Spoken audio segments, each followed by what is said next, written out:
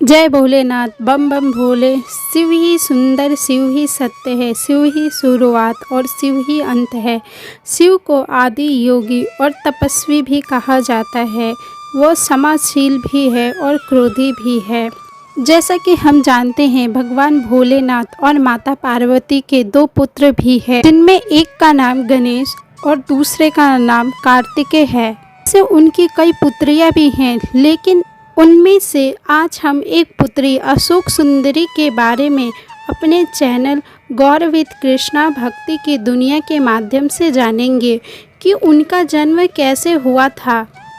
पौराणिक कथाओं के अनुसार एक बार माता पार्वती ने भगवान शिव को संसार के सबसे सुंदर उद्यान देखने की इच्छा जाहिर की।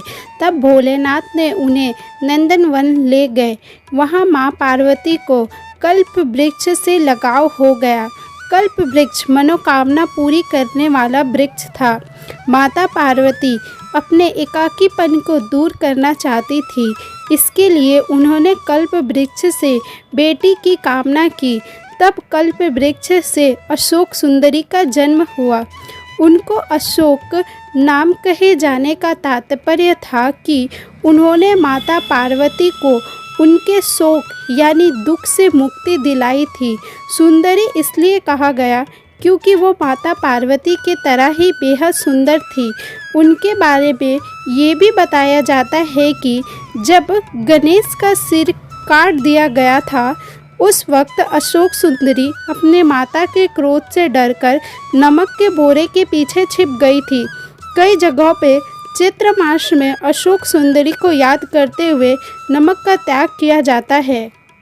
कहा जाता है कि माता पार्वती ने अशोक सुंदरी को अपने एकाकीपन दूर करने के लिए मांगा तो था ही, साथ ही उन्होंने अशोक सुंदरी को यह वरदान भी दिया था कि उनका विवाह देवराज इंद्र जैसे शक्तिशाली युवक से होगा। इसी वरदान के कारण एक बार अशोक सुंदरी अपनी दासियों के साथ नंदनवन में विचरण कर रही थी। तभी वहां हुंड नामक राक्षस आया, जो अशोक सुंदरी की सुंदरता से मोहित हो गया और उसने अशोक सुंदरी के सामने विवाह का प्रस्ताव रखा। लेकिन अशोक सुंदरी ने अपने वरदान और विवाह के बारे में बताया कि उनका विवाह नहुस से ही होगा। यह सुनकर राक्षस ने कहा कि वह नहुस को मार डालेगा। ऐसा सुनकर अशोक सुंदरी ने राक्षस को श्राप दिया कि जा दुष्ट, तेरी मृत्यु नहुस के हाथों ही होगी। यह सुनकर राक्षस ने नहुस का अपहरण कर लिया, लेकिन नहुस को राक्षस हुंड की एक दासी ने बचा लिया। इस तरह महर्षि वशिष्ठ के आश्रम में नहुस बड़े हुए और उन्होंने हुंड का वध किया। इसके बाद नहुस तथा अशोक सुंदरी का विवाह हुआ। विवाह के बाद अशोक सुंदरी ने ययाति जैसे वीर पुत्र और 100 रूपवती कन्याओं को जन्म दिया। ययाति चक्रवर्ती सम्राटों में से एक थे और उन्हीं के 5 पुत्रों ने संपूर्ण भारत पर राज किया था। उनके 5 पुत्रों का नाम था पुरु, यदु, तुवर्स, अनु और द्रुहु। इन्हें वेदों का पंचनंद कहा गया है।